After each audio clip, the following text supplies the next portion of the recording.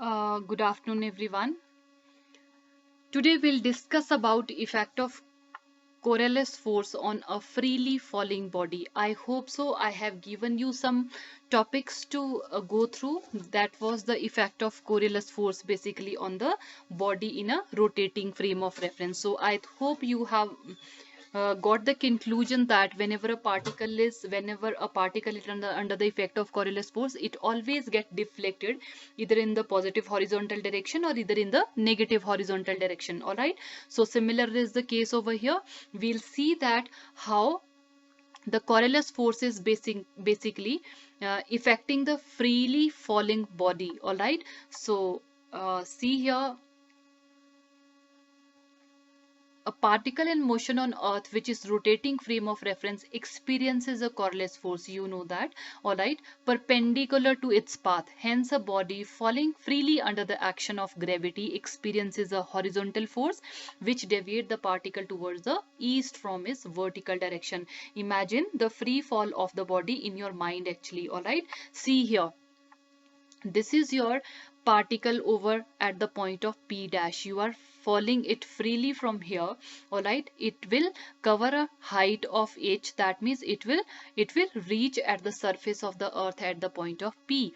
That means now let us consider a coordinate system having the P as origin, in which x is acting towards the east direction, y towards the north direction, whereas z is acting towards the vertically perpendicular direction. That means it is the z direction. All right, so see here, omega is the angular frequency or angular velocity of the rotating frame of reference. It is always, you know that it is always from west to east. All right, whereas lambda is the angle of latitude. Now we'll calculate the value of a velocity of the particle having the mass m, which is dropped from the point P dash. It will be is equal to minus of vk. Why it is so? Because v is the velocity of the body, k is because it is acting along, free fall of the body is basically acting along the direction of z axis, means it is exactly in a vertical or upward direction, whereas in the falling body it will be moving in the negative z direction. That is why the negative sign is included over here. So next we will calculate the value of angular velocity. Angular velocity is nothing but it is the omega. You know that angular velocity is basically acting or existing in the yz plane. That means omega will be function of the unit vector j and k only. Now see here, we'll calculate the value of angular velocity. You know that our particle is basically lying in the yz plane. That means your angular velocity will be equal to omega cos lambda j and k, because yz plane comprises j and k unit vectors. All right, that means the Coriolis force acting on the body is given. You know the formula for Coriolis force, which is minus of 2m omega cross v. We'll substitute the value of omega. You have just calculated right over here. V is the velocity, you know that is minus of vk. All right, substitute these values over here.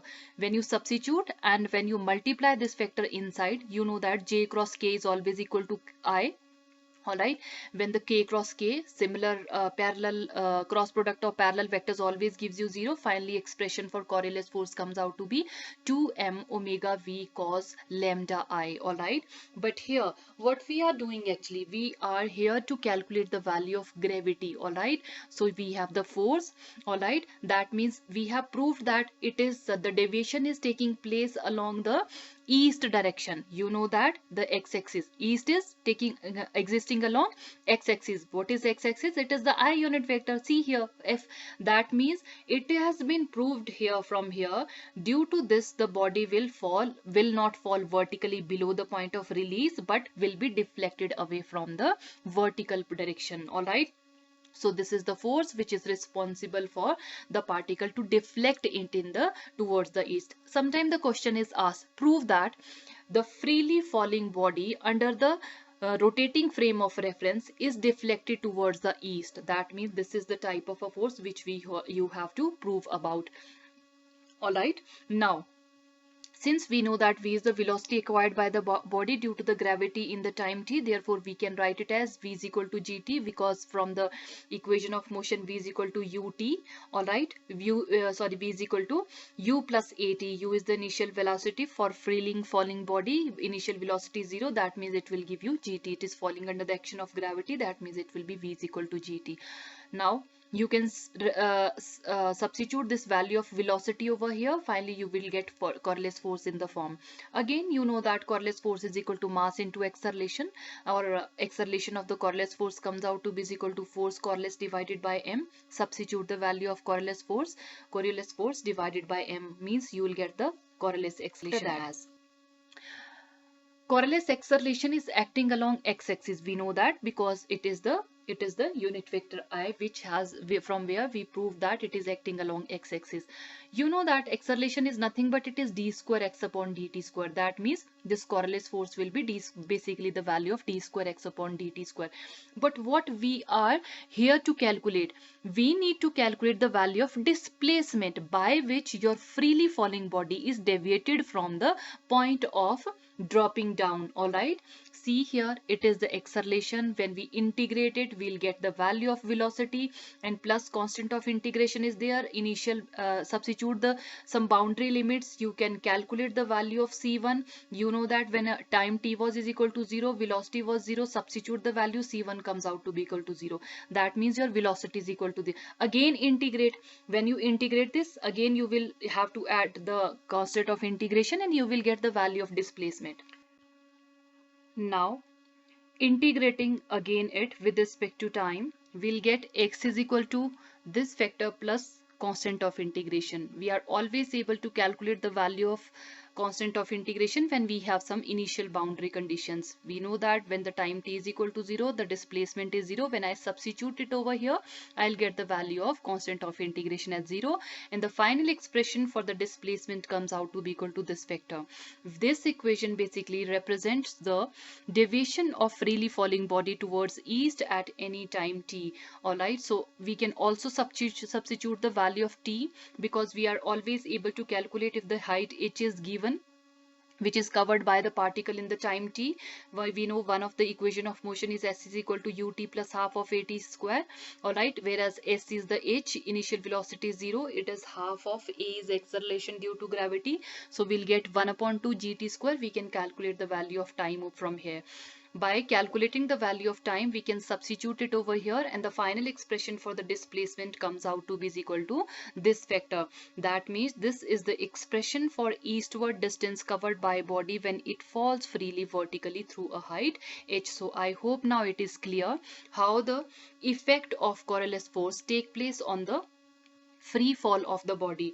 All right, so this is all about the effect, and now next we have some special cases. And see here, at equator, you know that the latitude at the equator is equal to 0. When I substitute the value of latitude in the expression of the displacement, you know that the cos of 0 will always give you 1, which is the maximum value. That means the displacement covered comes out to be equal to 0, which is called as maximum deflection. That means when I make a body to free fall at the equator, there will be a maximum deflection from the point of free fall. All right, so when I take this experiment or do this experiment at the pole, latitude is equal to 90 degree. You know that cos 90 is always equal to 0. That means displacement comes out to be equal to 0. No deflection takes place at all. So hence at pole, body will fall exactly below the point of release. These are basically important as far as your competitive exams are concerned or your end term exams are concerned. Sometimes the question is like, prove that the body at pole will fall exactly below the point of release. All right, when the free fall of the body take place in the rotating frame of reference, or sometime prove that the maximum deflection take place at the equator. So I hope it is now clear to you how you are going to derive these equation or how you are making the special cases. All right, so still if you are not able to understand anything, do let me know. And so this is all for the day. Thank you and have a nice day.